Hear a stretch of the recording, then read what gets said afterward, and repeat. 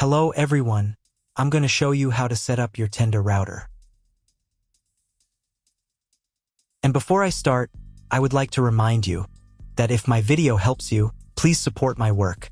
I send half of all donations to animal shelters. All the details are in the description below.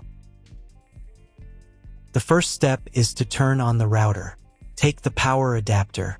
Plug one end of the power adapter into a wall outlet. Connect the other end to the router.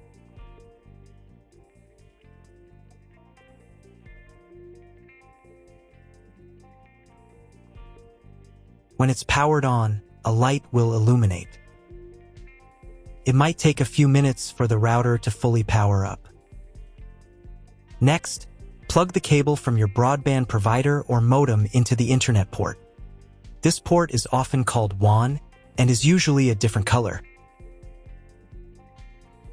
Each cable should be inserted until it clicks. Now you should reset the router to its factory settings. Hold down the reset button on the router for 10 seconds.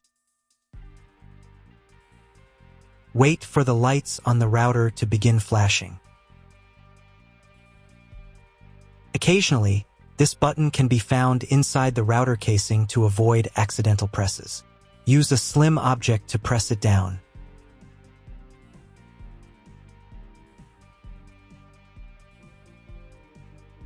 The router will reboot, resetting all the settings to their original factory defaults.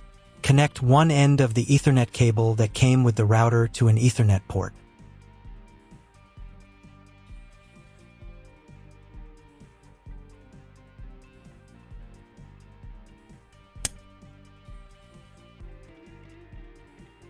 Connect the other end to your computer or laptop's Ethernet port. Please wait a few minutes for connection. Awesome! Your router is now connected to your computer. Now you will need to set it up. Before we get started, I'll show you another way to connect the router in case you don't have an Ethernet cable or your computer doesn't have an Ethernet port. Simply plug in the router to the power adapter and connect the cable from your internet provider. This will turn on the Wi-Fi. If the router is new and hasn't been set up yet, the Wi-Fi network will be named after the router itself. Your router has a unique Wi-Fi network name and password printed on a label. Connect to it. Great job connecting to the router. Now let's move on to the setup process. First, open your web browser and visit the URL you see on the screen. Use the URL bar instead of the search bar.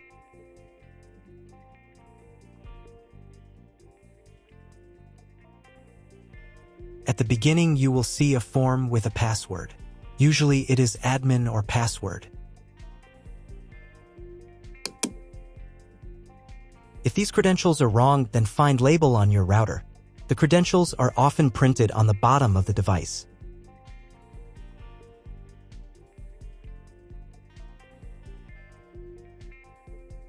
If none of this works, it means that your router has already been configured and someone has changed the login and password.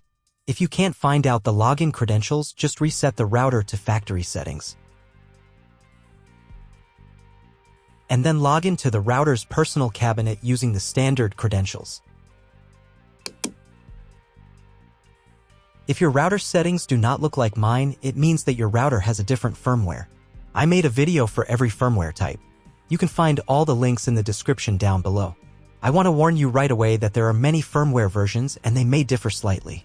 But don't worry, you will succeed. Just watch the video and follow the instructions.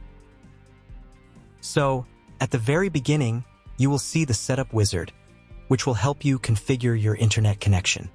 First, the router will try to automatically detect your connection type.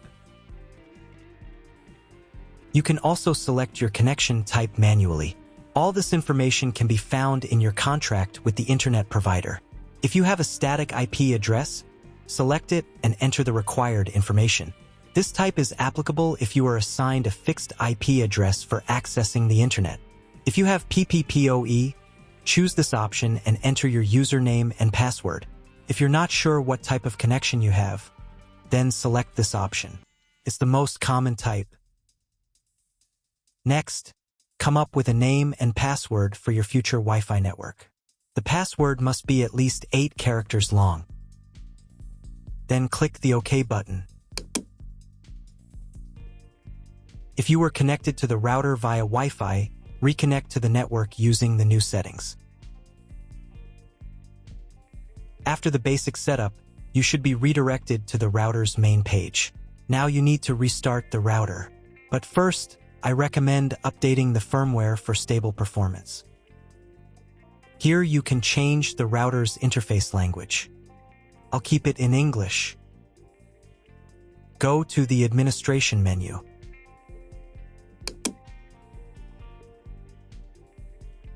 Here, click the online upgrade button. If a new firmware version is available, update it. After updating, reboot the router. To do this while still in the administration menu, click the reboot button. Wait a couple of minutes until the router fully restarts.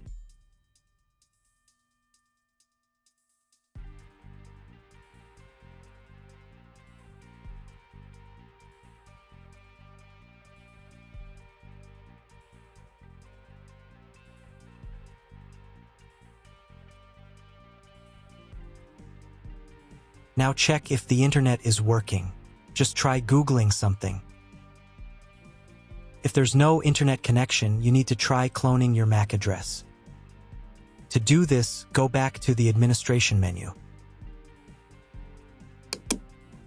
Here, find the WAN parameters section. From the drop-down list, select Clone Localhost's MAC and click the OK button. Then once again reboot the router.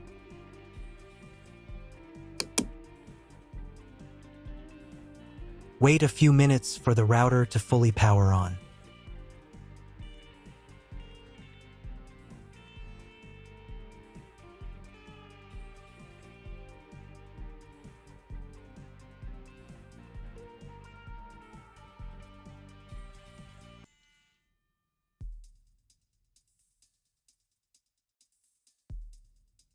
Now check if the internet is working. Just try Googling something. If the internet still doesn't work, at this point you need to call your internet provider. They will tell you exactly what type of connection you need and what additional parameters to set. That's all. If you found my video helpful, please support my work. Half of all donations I send to animal shelters. All details are in the description down below.